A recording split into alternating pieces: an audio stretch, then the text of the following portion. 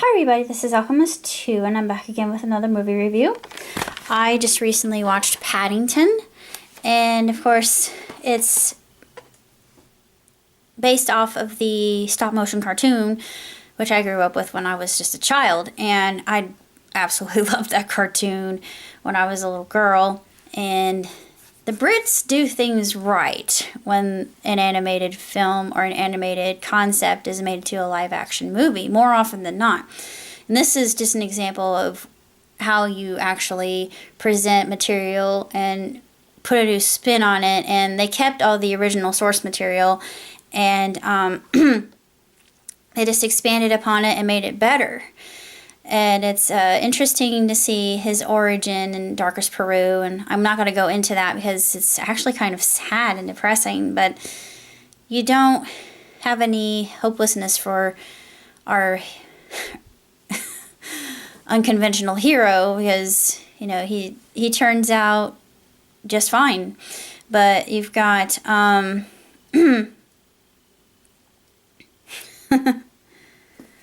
I absolutely love the fact that the main character from Downton Abbey was there, you know, the father.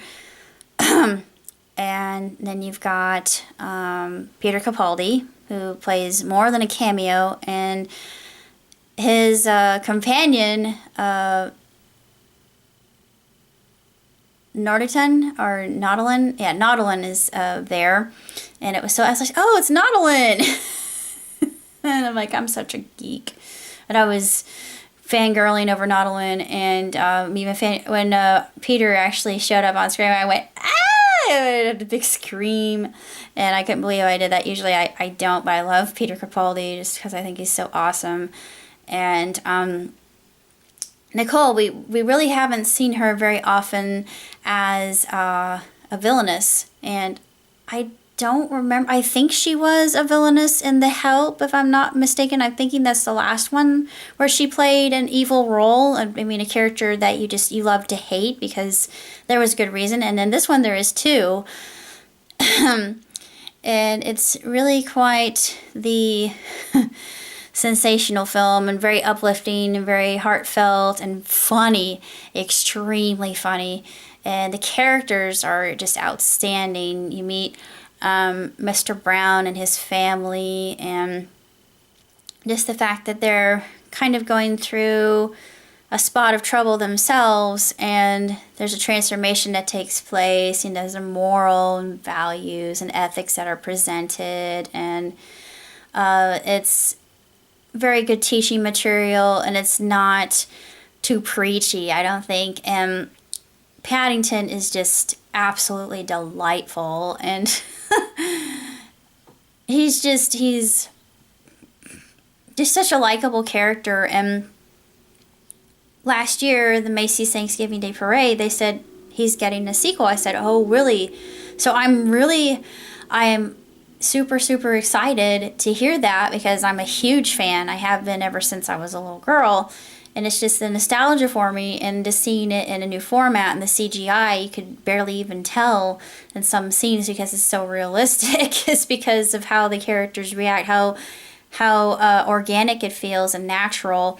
And it's just so funny to see him acclimate to the human world in London, and being an Anglophile, I was just like a kid in a candy shop. I just absolutely adored it, and seeing characters that I knew, and going outside the fourth wall. And there was a scene where Mrs. Brown is looking for Paddington, and she gives him the description of Paddington himself, and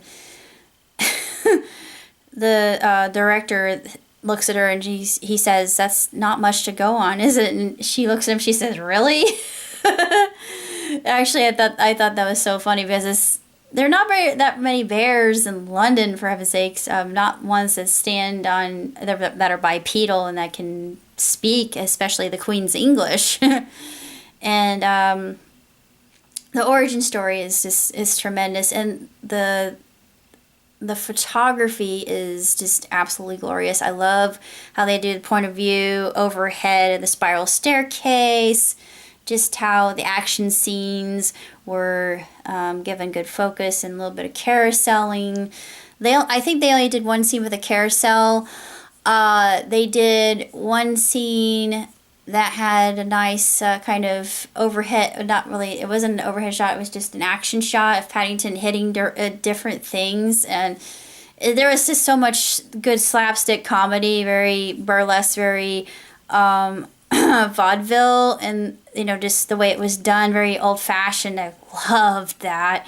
It was a callback to that sort of thing, and even to this day, I still think that is funny because it's the very basis of what makes an action considered comedic. And timing is everything. It's very difficult to do, but they nailed it. Every single time they nail every single joke, and it's this utter spectacle, and it's absolutely phenomenal as a person who loves comedy. And this is what I look for. This is the pinnacle of comedy. It's for children, it's for families, but still it's done in such a way that it's very enjoyable. And they have some adult humor in it as well. And it's not, it's more subtle humor, more intellectual than body gross out humor. They have some gross out humor too, which is funny, very amusing to me. I loved just everything that happened and how the characters grow together. And even Mr. Curry, who was played by Mr. Capaldi, had a very intriguing character arc as well. He starts off as a very crotchety old man who he's kind of bitter and unsatisfied and very staunch, and you think, ugh, get a life and find yourself a sense of humor, or did you lose it in your other pair of pants? You don't really have that much sympathy for it, but later on you do. Nicole's character, Millicent. I like the name Millicent is a very intriguing name. I think you don't come across that name very often. And I thought, oh, I like that name. It's very.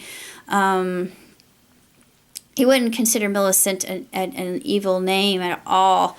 You would just think, oh, it's just a normal name and nothing is particularly telling about it.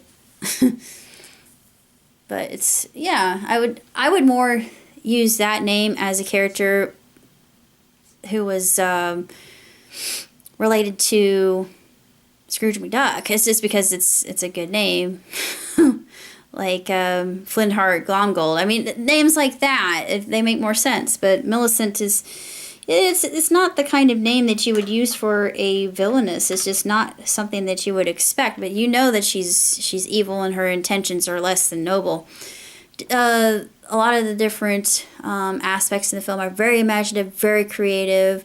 They have a lot of Rube Goldberg devices, and you think, oh, that's different, that's unique. And the man who had the antique shop, I want that antique shop. That antique shop was amazing. It was just fabulous, and I love everything about it. He had a little train that ran through the shop, and it dispensed tea, and I thought, I need that train in my life.